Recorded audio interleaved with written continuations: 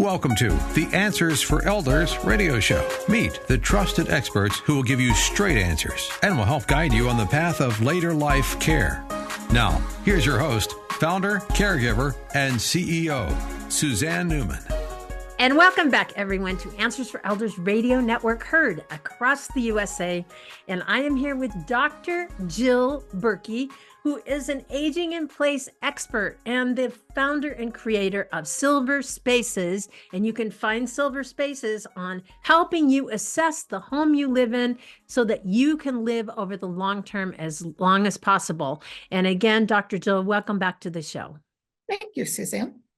I am interested in if somebody wants to remain in their home as they age, what are the alternatives to being, of course, it depends on the home, right? Right. How do you assess that? Our assessment looks at a variety of things. We're looking at, and we want you to look at your health and how your health affects the way you live in your home. Okay. Do you have health issues? Mm-hmm. Do you have arthritis, as we've mentioned before? Mm-hmm. Or do you have a condition that may get worse with time? Do you have Parkinson's disease or something that may need a little bit more attention? Mm-hmm. Do you have areas of that would not be safe for you? Our eyes change as we get older.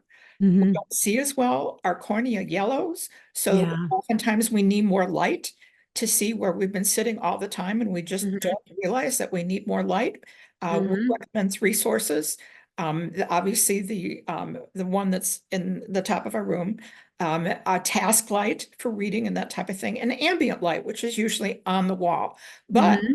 we also recommend putting motion detectors everywhere in your home so you're not walking through your home in the dark at any point in time. Wow, that's really good. Yeah, that's important. And you know, will have to say, my husband has night lights all over the house because he gets up and down.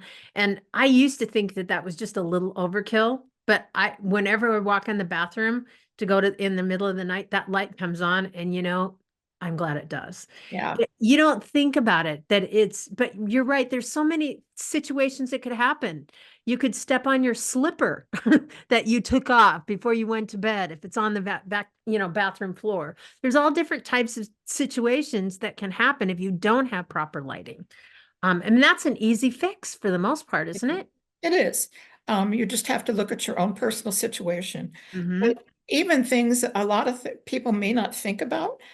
If you have trouble getting out of your furniture, which may sound silly, but if you have upholstered furniture, it's hard to get out of that furniture sometimes. So having leather or microfiber, something where you can slide out of it, is Mm-hmm. so much easier and takes so much less effort. Mm-hmm. That's just something we don't think about because we've lived with our Right. furniture for so long. Yeah. Yeah. And obviously when you think about, we don't think about walking from the living room to the kitchen. We may not even realize that we're hanging on to the back of a chair or that we're doing things. How often do people actually think about those things?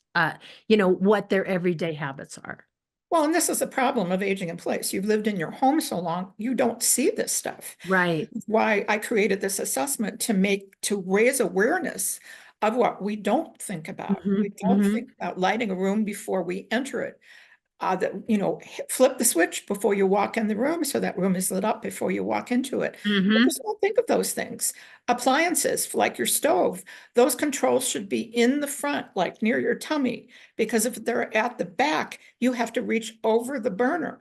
If that's gas and you're wearing a bathrobe, you could light your bathrobe on fire. Good And point. there's so many things we're so used to in our homes, we just don't even think about it, Mm-hmm. which is why this assessment is so valuable.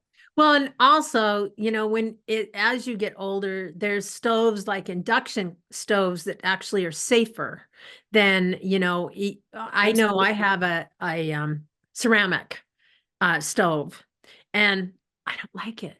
It takes a long time to cool down. It could be 5 minutes later and I'll touch by accident the burner and it's still pretty hot. Yeah. Yeah. And again, it's what we get so used to. True. Even adult children, they need to look at their parents' home with different eyes. Yeah. Because they may have grown up in that home and they're used to seeing these things and they don't realize their parents may be in danger because there are, as you mentioned, electrical cords, cluttered walking paths, Yeah, very true. thresholds they might trip over, the lovely floor rugs we always talk about tripping over. So yeah, even as adult children, looking at your parents' home can make a significant difference. Most of the falls that seniors incur are hip fractures. They're expensive and they're hard to heal. Yeah. And you don't want to have a parent do that. Well, and the statistics are, I think a small percentage can go back to living independently once they've had a broken hip, which is really sad. And Yeah, it a is. lot of times like people will say falls for seniors. I think it's like, what is it? Like 75% of senior falls happen in the home. Is that true? Is it that, did I get It's that high. And not only that, but about every 20 minutes, according to the National Institutes of Health, an adult over 65 dies from a fall. Yeah. And that is so unnecessary. Yeah. Because things like this assessment are out there to help identify where these risks are, where those Absolutely. trip and fall risks are, especially because they can be so insidious. You know, you walk over that same darn carpet every day and you don't realize the edge is frayed. And now all of a sudden the flipper catches on it and you go down. You know, that's really shouldn't be that way. No, it really shouldn't. And I think the other thing is we forget, you know, going in and out of the house, there might be a step that all of a sudden may not have the proper railing, or is the railing firm enough? So if we do trip, that we can grab onto it and it's not going to fall. And loose railing doesn't do you any good. No. And the other thing too is, you know, we always bring up grab bars. Grab bars are great unless they're put in the wrong place. True. You know, so making sure that if you have one installed, is it installed where you need it? Is it installed correctly? And is it installed very tight so that it doesn't come loose? You really have to make sure those grab bars are where you need them. Otherwise, they're useless. Absolutely. And so Silver Spaces, you can go onto your website, silverspaces.com. Tell us just really briefly how they can get it and what is the process? You go to silverspaces.com and the one-time assessment is $39.95. You pay that. It takes you right into the assessment. You get to choose what rooms you want to do. You don't have to do them all. You just answer all of the questions in front of you. You just use your finger, tap yes, tap no, whatever the answer is. Done, you submit it. And then you are given a report, a very detailed report, either as a PDF or as a printable version. It's available both ways.